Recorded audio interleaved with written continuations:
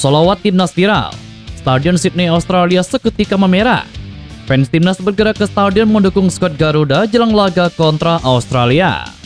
Pelatih Australia sesumbar bilang begini soal kekuatan timnas Indonesia. Patrick Kluivert siapkan kejutan besar jelang laga penting sore ini kontra Australia.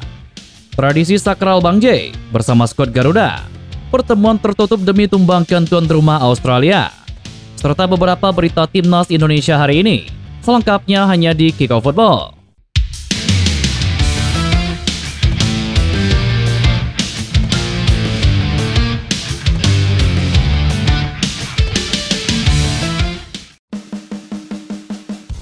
Pelatih timnas Australia Tony Popovic buka suara terkait situasi timnya jelang laga melawan timnas Indonesia sore ini. Untuk laga ini, Popovic tidak bisa menurunkan sejumlah pemain andalannya karena dilanda badai cedera.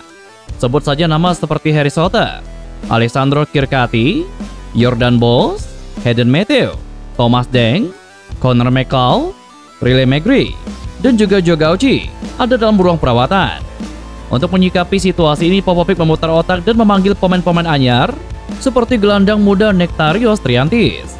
Popovic mengaku puas dengan penampilan para pemain muda saat latihan. Lebih lanjut, Popovic menegaskan timnya tidak akan gentar meski dilanda badai cedera. Dia menyebut Australia lebih berpengalaman dalam mengatasi masalah-masalah seperti itu. Kamu bisa melihat kami memiliki pengalaman yang cukup dan juga kualitas untuk menjalani pertandingan ini terlepas dari masalah personil, kata Tony Popovic. Di atas kertas, Australia memang lebih banyak diunggulkan dibandingkan Indonesia. Tetapi Popovic menilai bahwa anggapan itu bisa membahayakan timnya. Lebih lanjut, Popovic justru mengaku senang dengan ekspektasi pendukung Australia. Dijagokan menang melawan timnas Indonesia, membuktikan bahwa gairah dukungan terhadap timnya masih mengalir. Kenapa berbahaya jika kami meremehkan Indonesia? Karena kami bermain imbang di pertemuan pertama. Persaingan di grup sangat ketat. Tidak ada alasan untuk meremehkan Indonesia. Hasil pertandingan terakhir membuktikan itu saat mereka mengalahkan Arab Saudi. Jadi itu tidak akan terjadi. Kami tidak pernah berpikir meremehkan Indonesia, kata Tony Popovic. Di sisi lain, skuad Indonesia kini semakin banyak dihuni oleh pemain naturalisasi. Situasi itu yang coba ditanyakan kepada Popovic. Dalam konferensi pers, Popovic mengaku buta akan kondisi Indonesia. Ia mengaku fokus pada timnya sendiri. Benar, saya juga tidak ada di sana pada laga di Jakarta. Kami tahu ada pelatih baru yang tidak tahu apa yang akan dia siapkan. Kami melihat apa yang sudah ia kerjakan dalam beberapa pekerjaan sebelumnya, dalam segi struktur dan formasi yang ia mainkan. Tetapi kami harus fokus pada diri sendiri. Dan kami yakin bisa mengatasi banyak gaya permainan dari mereka. Kami yakin bisa memainkan gaya kami sendiri. Dan lihat saja nanti, kata Tony Popovic. Sementara itu, meski waktu mepet untuk berlatih, namun pelatih timnas Indonesia Patrick Kluivert mengisyaratkan adanya kejutan di pertandingan hari ini.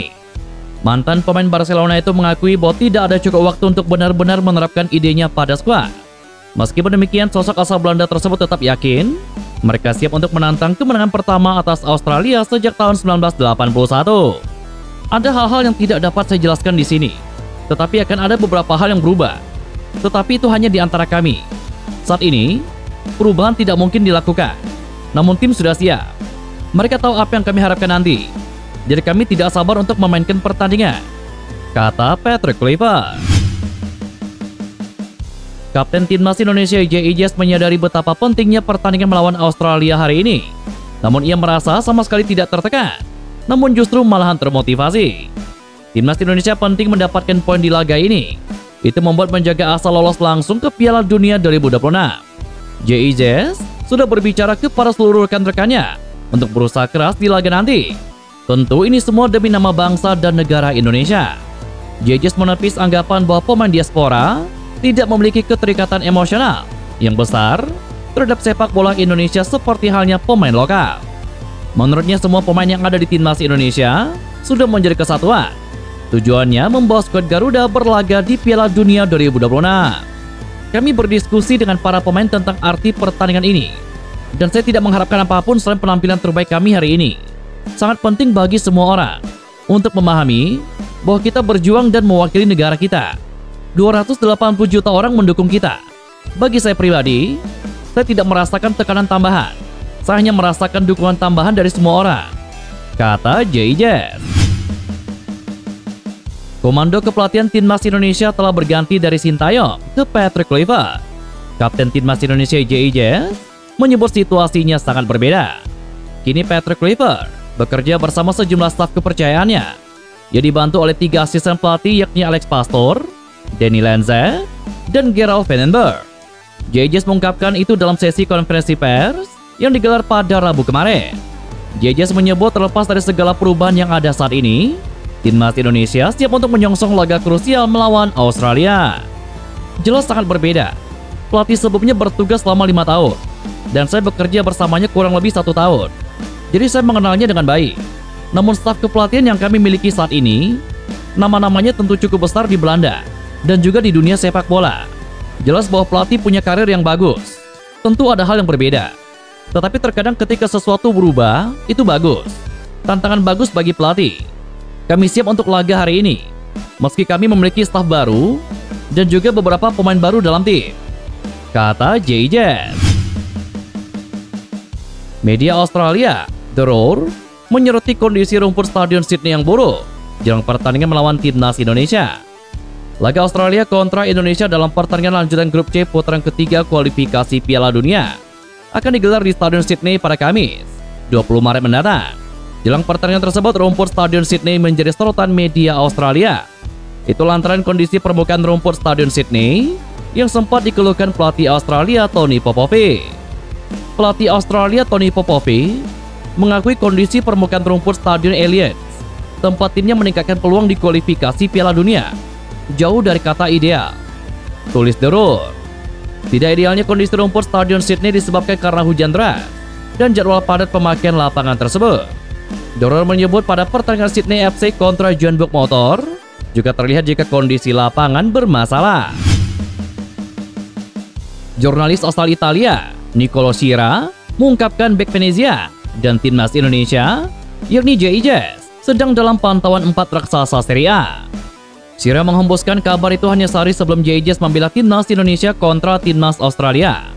Sciarra menjelaskan 4 klub besar Serie A yang mengincar JIJ itu adalah Inter Milan, AC Milan, Napoli, dan juga Atalanta. Sciarra melaporkan Inter Milan mengutus pencari bakatnya ke GW Stadium, Bergamo, ketika JIJ membawa Venezia mengimbangi Atalanta 0-0 pada tanggal 1 Maret lalu. Bang J bermain sebagai starter dan kapten selama 90 menit untuk Venezia. Palang pintu berusia 24 tahun tersebut merangkum 67% akurasi umpan, 50% tackle berhasil, 6 sapuan, hingga 3 kali menang duel. Persaingan untuk mendapatkan tanda tangan JIJ pada musim panas 2025 kian sengit, sebab AC Milan, Napoli, dan Atalanta juga tengah memonitor perkembangannya selama berbulan-bulan. JIJ telah bermain 27 kali untuk Venezia di Serie A musim ini. Ia hanya absen 2 kali. Nilai pasarnya menurut Transfermarkt berada di angka 3 juta euro atau setara dengan nilai 52,3 miliar. Kiper Timnas Indonesia Emil Laudero semakin menjadi sorotan setelah resmi mendapatkan status warga negara Indonesia.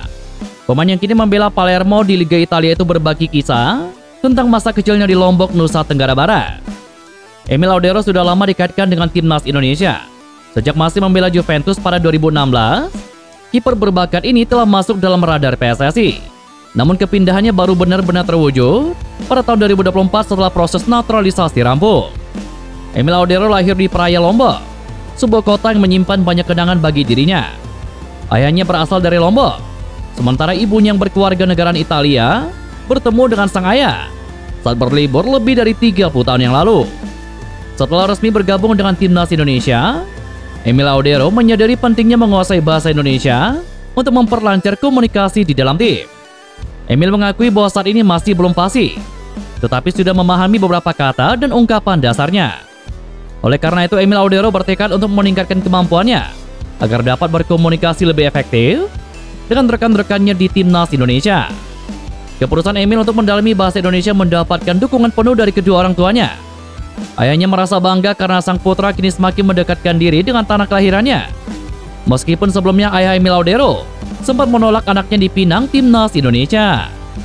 Saya sudah membicarakannya dengan orang tua, dan tentu saja ayah saya sangat senang. Begitu juga ibu saya, karena dia tahu sejarahnya. Dia tahu apa arti Indonesia bagi saya dan bagi keluarga kami. Mereka tentu saja bahagia. kata Emil Laudero.